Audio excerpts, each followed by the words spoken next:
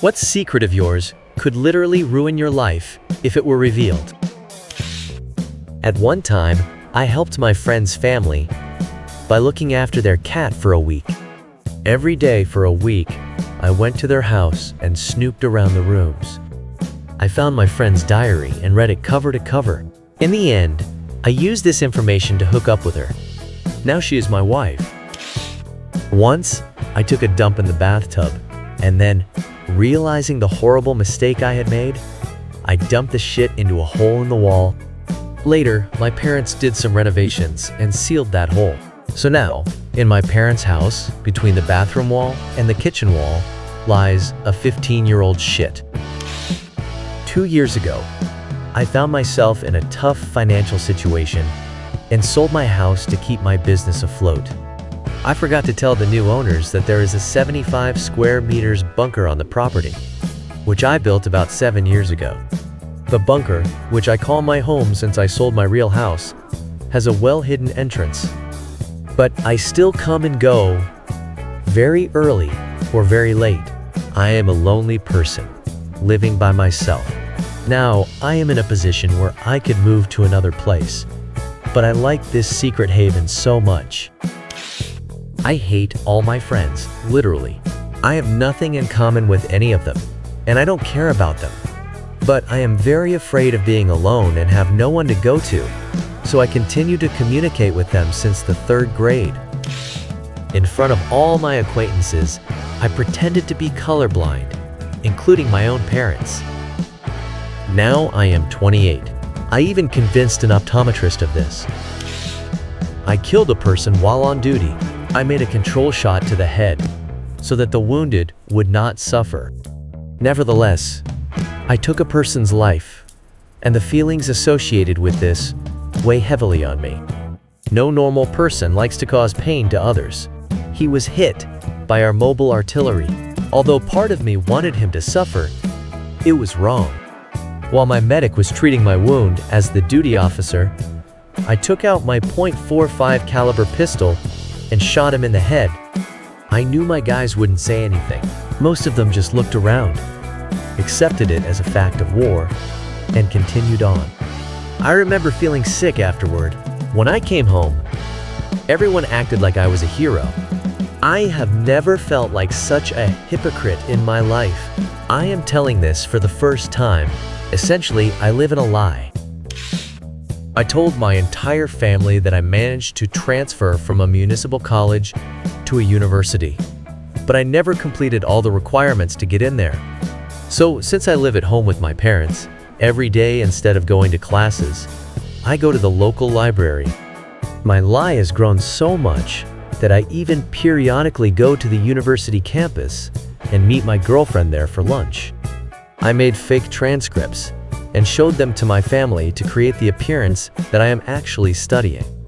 I watched lectures from Open Access to learn some facts that I supposedly learned in class that day. I have become an incredible liar. I hope that in the fall, I will finally transfer to the university and live a normal life. Confessing my lie now is not an option. I sell cakes, taking hundreds of dollars from people for wedding cakes, while each of my cakes is made from a boxed cake mix from Pillsbury, which I buy for $1 a box at Walmart. I can't bake.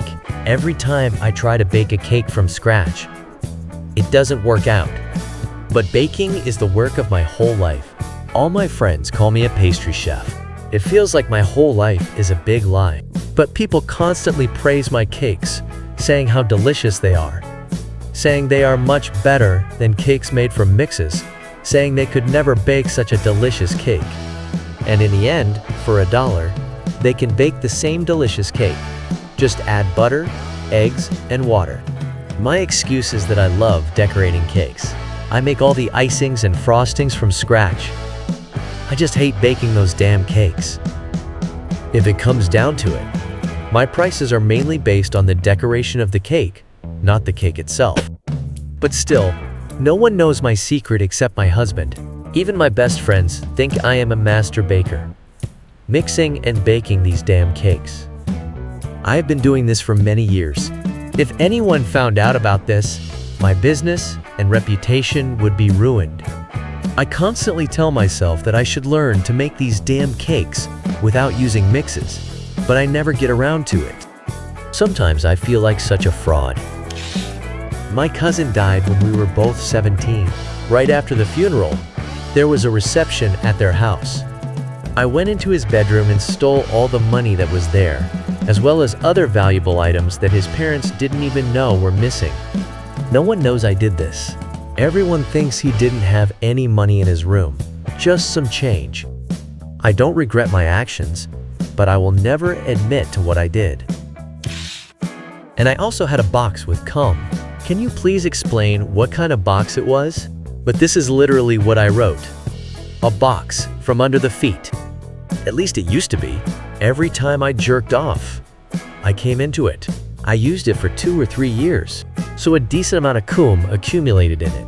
The box stank terribly. One day, I tried to burn it. The problem was that it was too wet, so it didn't catch fire. It just hissed. It turned out that burnt cum smells awful, so I had to spray it with deodorant spray. Some wet papers also stuck to it. That's basically it. Changed. Many ask me why. Well, apparently I'm just some crazy guy. So I just bought new boots and needed somewhere to put them. So I used the box. Then it all escalated. I continued to use it every time, telling myself that I would throw it away soon, but I never did. Or 3 years later, it is still with me. I didn't specifically plan to do all this. It just happened by accident. Many write to me in private messages asking about the current state of this box, so I will answer. Its current state is that I created life in it. Mold grew in the box. It took up a considerable part of it. It smells even worse. It appeared mainly because my apartment is damp, so the box doesn't dry very quickly, hence the mold. Here is a photo. Of course, we can't post this photo on YouTube, so check it out in our Telegram channel. I will never be able to part with it. I hate and love this box, just as I hate and love myself. When I was a teenager, my parents were going through a divorce. My mom worked the night shift, and my dad lived with his friend.